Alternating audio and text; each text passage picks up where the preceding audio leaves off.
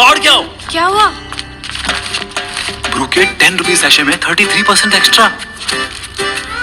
प्रेम, हाँ, दौड़ के जाओ। कहाँ? 2 कप ब्रू बना के ले आओ। ब्रू के 10 रुपीज सैशे में अब 33% एक्स्ट्रा। दौड़ के चाहिए।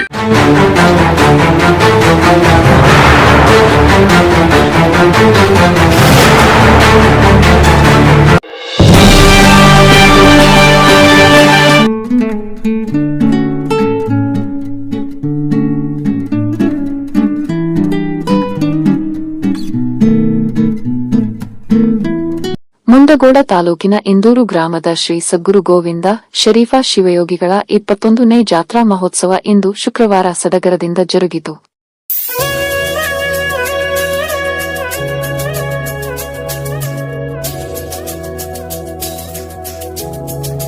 ಈ ಸಮಾರಂಭವನ್ನು ಅತ್ತಿವೇರಿ ಬಸವಧಾಮದ ಬಸವೇಶ್ವರಿ ಮಾತಾಜಿ ಉದ್ಘಾಟಿಸಿದರು.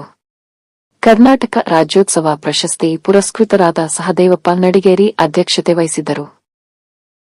ಈ ಸಂದರ್ಭದಲ್ಲಿ ವೇದಮೂರ್ತಿ ರುದ್ರಮುನಿ ಸ್ವಾಮಿಗಳು, ಜಿಲ್ಲಾ ಪಂಚಾಯತ್ ಮಾಜಿ ಉಪಾಧ್ಯಕ್ಷರಾದ ಎಲ್ಟಿ ಪಾಟೀಲ್, ಮುಖಂಡರಾದ ಕೆಂಜೋಡಿ ಗಲಬಿ, ಬಿಕೆ ಪಾಟೀಲ್, ಶಿವಪ್ಪ ಮಳಲಿ, ಬಸವರಾಜ ಸಂಗಮೇಶ್ವರ, ವಿರೂಪಾಕ್ಷ ಪಾಟೀಲ್, ಆನಂದಪ್ಪ ಗೌಡ್ರು, ನಾಗಪ್ಪ ಬಳ್ಳಾರಿ, ಬಸನಗೌಡ ಪಾಟೀಲ್, ಶಿವಾಜಿ ದೇವಿಕೊಪ್ಪ, ಗದಿಗೆಪ್ಪ ನಾಣಪುರ, ನಿಂಗಪ್ಪ ಶಿರಗುಪ್ಪಿ ಇದ್ದರು.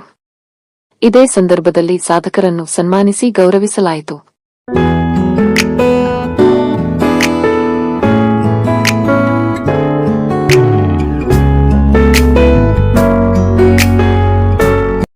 ಸಾಧಕರ ಪರವಾಗಿ ಜಂಪಾಲೋಬ ಸಂಘ್ ಶಿಕ್ಷಕ ಕೃಷ್ಣ ಗುಜುಮಾಗಡಿ ಮಾತನಾಡಿದರು.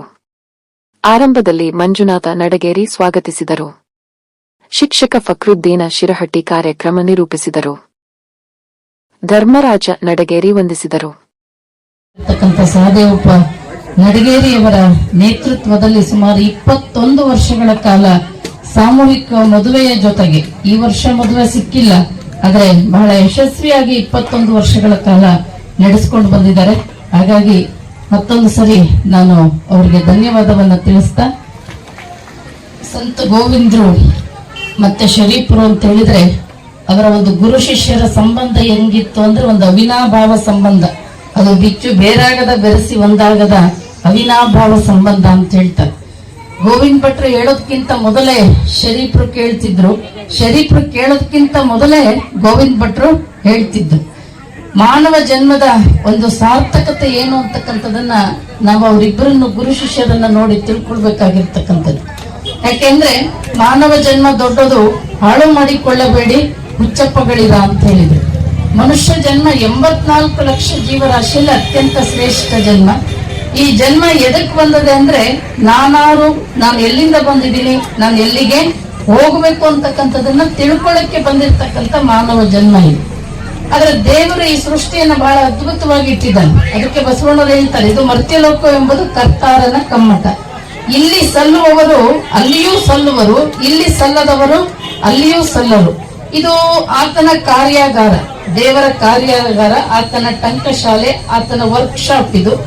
ಇಲ್ಲಿ ದೇವರು ಎಲ್ಲವನ್ನೂ ಇಟ್ಟಿದ್ದಾನೆ. ಚಲೋ ಇಟ್ಟಾನೆ, ಕೆಟ್ಟಿಟ್ಟಾನೆ, ಹೂ ಇಟ್ಟಿದ್ದಾನೆ, ಮುಳ್ಳಿಟ್ಟಿದ್ದಾನೆ, ಕತ್ಲಿಟ್ಟಿದ್ದಾನೆ, ಬೆಳಕಿಟ್ಟಿದ್ದಾನೆ, ಸಜ್ಜನರಿಟ್ಟಿದ್ದಾನೆ, ದುರ್ಜನರಿಟ್ಟಿದ್ದಾನೆ, ಸತ್ಸಂಗ ಇದೆ, ದುಸ್ಸಂಗ ಇದೆ, ಎಲ್ಲನೂ ಇಟ್ಟಿದ್ದಾನೆ. ಅವನು ಬೇಕು ಅಂತಾನೆ ಈಗ ಇಟ್ಟಿದ್ದಾನೆ.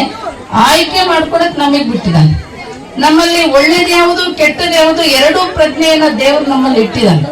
ಇದೇ ಜಗತ್ತನ್ನ ನೋಡಿ ಬುದ್ಧ ಆಗಿದ್ದಾನೆ, ಇದೇ ಜಗತ್ತನ್ನ ನೋಡಿ ಮಹಾವೀರ ಆಗಿದ್ದಾನೆ, ಇದೇ ಜಗತ್ತನ್ನ ನೋಡಿ ಬಸವಾದಿ ಪ್ರಮತ್ತರಾಗಿದ್ದಾರೆ, ಅನೇಕ ಮಹಾತ್ಮರಾಗಿದ್ದಾರೆ, ಸಂತ ಶಿಶುನಾಳ ಶರೀಫರಾಗಿದ್ದಾರೆ, ಗೋವಿಂದ ಭಟ್ರಾಗಿದ್ದಾರೆ, ಮಡಿವಾಳ ಶಿವಯೋಗಿಗಳಾಗಿ ಇದೇ ಜಗತ್ತನ್ನ ನೋಡಾಗಿದ್ದಾರೆ. ಇದೇ ಜಗತ್ತನ್ನ ನೋಡಿ ಕಳ್ಳರಾಗಿದ್ದಾರೆ, ಸುಳ್ಳರಾಗಿದ್ದಾರೆ, ವಂಚಕರಾಗಿದ್ದಾರೆ, ಮೋಸಗಾರರಾಗಿದ್ದಾರೆ.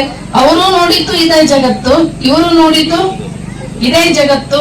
ಆಗಿದ್ದು ಮಾತ್ರ ಬೇರೆ ಬೇರೆ, ಆಗಿದ್ದು ಮಾತ್ರ ಬೇರೆ ಬೇರೆ. ಹಾಗೆ ಆಯ್ಕೆ ಮಾಡ್ಕೊಳಿಕ್ ನಮಗೆ ಬಿಟ್ಟಿದ್ದಾನೆ. ಯಾಕಂದ್ರೆ ದೇವರ ಸೃಷ್ಟಿ ಹೀಗೆ ಇದೆ.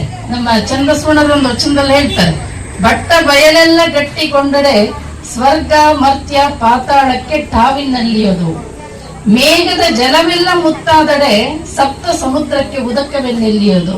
ಹಾಗೆ ಹುಟ್ಟಿದ ಮನುಜರೆಲ್ಲ ನೆಟ್ಟನೆ ಶಿವಜ್ಞಾನಿಗಳಾದರೆ ಭವಕ್ಕೆ ಬೀಜವೆನ್ನೆಲ್ಲಿಯೋದು.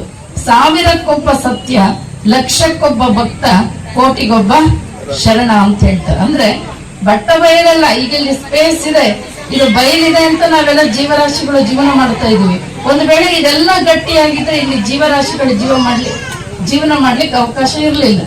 ಹಾಗೆ ಮೇಘದ ಜಲವೆಲ್ಲ ಮುತ್ತಾದಡೆ, ಸ್ವಾತಿ ಮಳೆ ಬಂದಾಗ ಯಾವುದೋ ಒಂದು ಹನಿ ಮುತ್ತಾಗುತ್ತದು.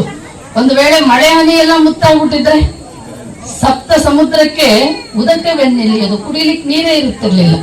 ಹಾಗೆ ಹುಟ್ಟಿದ ಮನುಜರೆಲ್ಲ ನೆಟ್ಟನೆ ಶಿವಜ್ಞಾನಿಗಳಾದಡೆ. ಎಲ್ಲರಿಗೂ ಈಗ ನಾವ್ ಹೇಳಿದ್ದೆಲ್ಲರಿಗೂ ಅರ್ಥ ಆಗೋದಿಲ್ಲ. ಅದು ಎಲ್ಲರಿಗೂ ಅರ್ಥ ಆಗಬೇಕು ಅಂತ ದೇವರ ಸೃಷ್ಟಿಯ ಉದ್ದೇಶ ಏನು ಇಲ್ಲ. ಇವತ್ತು ನಮ್ಮ ಸಹದೇವಪ್ಪರು ಹಾಗೆ ಅವರ ಮಗ ಮಂಜು ನಡಗೇರಿ ಅವರು ಒಳ್ಳೆ ಒಂದು ತಂದೆಯ ಮಾರ್ಗದಲ್ಲಿ ಅವರು ನಡೀತಕ್ಕಂತ ಒಂದು ತಂದೆ ತಾಯಿ ಮೇಲೆ ಅದೆಷ್ಟು ಪ್ರೀತಿ ಅಂದ್ರೆ ನಾವು ಗೋವಿಂದ ಭಟ್ರ ಜೀವನದಲ್ಲಿ ನೋಡ್ತೀವಿ, ನಮ್ಮ ಶರೀಫ್ರ ಜೀವನದಲ್ಲಿ ನೋಡ್ತೀವಿ. ಒಂದ್ಸತಿ ಶರೀಫ್ರೆಲ್ಲ ಹೊರಗಡೆ ಹೋಗಿರ್ತಾರೆ, ಅವ್ರ ಮನೆಗೆ ಬೀಗರು ಬಂದಿರ್ತಾರೆ. ಮಧ್ಯಾಹ್ನ ಊಟಕ್ಕೆ ಅಂತ ನಮ್ಮ ಶರೀಫ್ ಸಾಹೇಬ್ರ ಹೆಂಡತಿ ಅಡಿಗೆ ಮಾಡಿರ್ತಾರೆ. ಅಡಿಗೆ ಮಾಡಿ ಏನ್ ಹೊಟ್ಟೆ ಹಸ್ತಿರ್ತದೆ, ಒಂಚೂರು ಶರೀಫ್ರು ಬರ್ಲಿ ಅಂತ ಕಾಯ್ತಾ ಕೂತಿರ್ತಾರೆ. ಕಾಯ್ತಾ ಸುಮಾರು ಹೊತ್ತು ಬರೋದೇ ಇಲ್ಲ. ಯಾವಾಗ ಬರ್ತಾನೋ ಪುಣ್ಯಾತ್ಮ, ತಿಳಿದಂಗೆ ಹಿಂಗೆ ಸುತ್ತಾ ಇರ್ತಾನೆ ಅಂತ ಎಲ್ಲರೂ ಬೈಕೋತಾ ಇರ್ತಾರೆ. ಅಷ್ಟರೊಳಗೆ ಸುಮಾರು ಲೇಟ್ ಆಗಿ ಬರ್ತಾರೆ ಶರೀಫ್ರು. ಬಂದ ಮೇಲೆ ಒಂದು ನಿಮಿಷ ಇಲ್ಲೇ ಕುತ್ಕೊಳ್ರಿ, ನಾನು ಮಕ್ಕಾ ಮದೀನಕ್ಕೆ ಹೋಗಿ ಬರ್ತೀನಿ ಅಂತ. ಈ ಪುಣ್ಯಾತ್ಮ 6 ತಿಂಗಳಾದ್ರೂ ನಾವು ಈಗಿನಂಗೆ ಫ್ಲೈಟ್ ಅವೆಲ್ಲ ಇರ್ಲಿಲ್ಲ. 6 ತಿಂಗಳಾದ್ರೂ ಮಕ್ಕಾ ಮದೀನಕ್ಕೆ ಹೋಗೋದು ಕಷ್ಟ. ಇಲ್ಲೇ ಕುತ್ಕೊಳ್ರಿ, ಇದೇ ಮೊದಲು ಹೊಟ್ಟೆ ಹಸ್ತು, ಇದೇನಿತ್ತ ಏನ್ ಹೇಳ್ತದಾನೆ ಅಂತೇಳಿ ಎಲ್ಲರೂ ಗಾಬರಿಯಾಗಿ ಒಬ್ರು ಮಕ್ಕೊಬ್ರು ನೋಡ್ತಾ ಇದ್ರು. ಒಬ್ಬನ್ ಕೇಳೇ ಬಿಟ್ಟ, ಏನು ಶರೀಫ ಮಕ್ಕಾ ಮದೀನಾ ಅಂದ್ರೆ ಎಲ್ಲಿದೆ? ಅಲ್ಲಿ ತೋರಿಸ್ತಾ ಅಷ್ಟು ದೂರದಲ್ಲಿ.